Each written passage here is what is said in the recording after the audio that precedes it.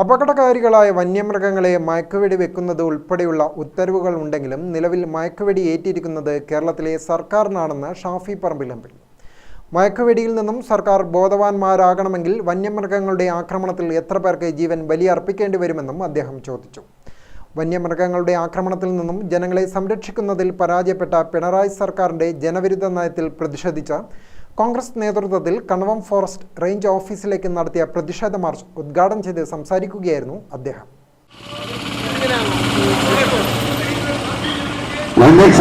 ആക്രമണത്തിൽ കേരള സർക്കാർ കാണിക്കുന്ന നിസ്സംഗതയെ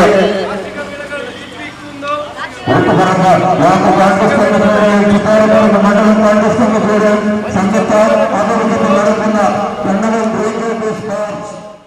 മയക്കുവെടിയേറ്റതുപോലെയാണ് സർക്കാരും മന്ത്രിമാരും ഉൾപ്പെടുന്ന ആൾക്കാർ നിലവിൽ പ്രവർത്തിക്കുന്നതെന്നും ഈ വിഷയത്തിൽ കൃത്യമായ ഒരു പ്രതികരണമോ ഇടപെടലോ നടത്താനോ ജനങ്ങൾക്കൊപ്പം നിൽക്കാനോ ആശ്വാസം പകരാനോ സർക്കാർ തയ്യാറാകുന്നില്ല എന്നതാണ് സത്യമെന്നും മൃഗീയമായ പെരുമാറ്റം മൃഗങ്ങൾക്ക് മാത്രമല്ല ജനങ്ങളോടുള്ള സമീപനത്തിൻ്റെ കാര്യത്തിൽ സർക്കാരിൻ്റെ പെരുമാറ്റവും മറിച്ചല്ല എന്നത് ഷാഫി പറമ്പിൽ എം പി വ്യക്തമാക്കി.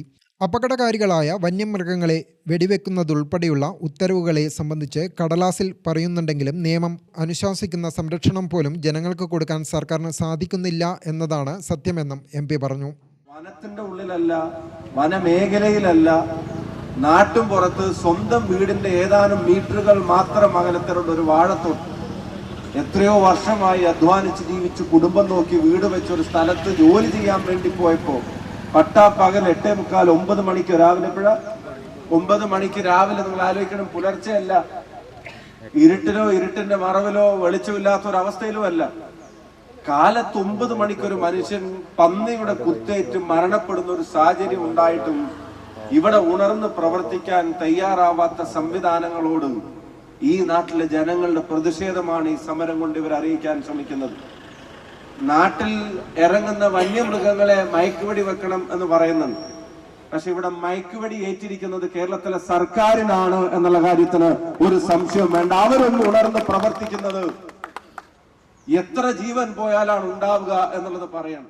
മൃഗങ്ങളിൽ നിന്ന് മാത്രമല്ല ഈ സർക്കാരിൽ നിന്നും ജനങ്ങൾക്ക് സംരക്ഷണം ആവശ്യമാണെന്നും അദ്ദേഹം ചൂണ്ടിക്കാട്ടി.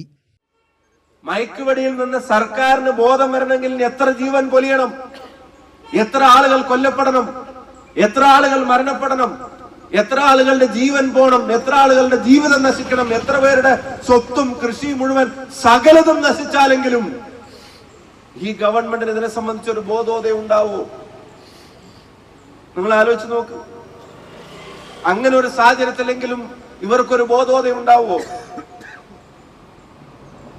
മനുഷ്യരുടെ ഓർമ്മ മൃഗങ്ങൾക്കും സർക്കാരിനും ഒരുപോലെ ഇല്ലാതായതിന്റെ പശ്ചാത്തലത്തിലാണ് ഇതിങ്ങനെ ആവർത്തിക്കപ്പെടുന്നത് എന്നുള്ള കാര്യത്തിന് സംശയം വേണ്ട. മൃഗങ്ങളിൽ നിന്ന് മാത്രം പോരാ സംരക്ഷണം, ഈ സർക്കാരിൽ നിന്നും സംരക്ഷണം ജനങ്ങൾ ആവശ്യപ്പെടുകയാണ് എന്നുള്ളതാണ് നിലവിലെ സാഹചര്യം. Indian national congress Koothuparamba block കമ്മിറ്റിയുടെയും ചിറ്റാരിപ്പറമ്പ് മണ്ഡലം കോൺഗ്രസ് കമ്മിറ്റിയുടെയും സംയുക്ത ആഭിമുഖ്യത്തിലാണ് പ്രതിഷേധ മാർച്ച് സംഘടിപ്പിച്ചത്.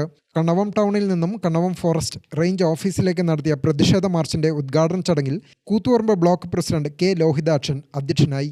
DCC ജനറൽ സെക്രട്ടറിമാരായ KP Saju, Haridas Mokeri, Santhosh Kannampally, Kolayad block congress committee president Raghavan Kanhiroli, Robert Vellamvelli, K Kamaljith, P Biju, AK Sudhakaran, UN Sathyachandran തുടങ്ങിയവർ സംബന്ധിച്ചു. കണ്ണവം പോലീസിന്റെ നേതൃത്വത്തിൽ ഫോറസ്റ്റ് റേഞ്ച് ഓഫീസിന്റെ കവാടത്തിൽ ബാരിക്കേഡ് വെച്ച് പ്രതിഷേധക്കാരെ തടഞ്ഞു.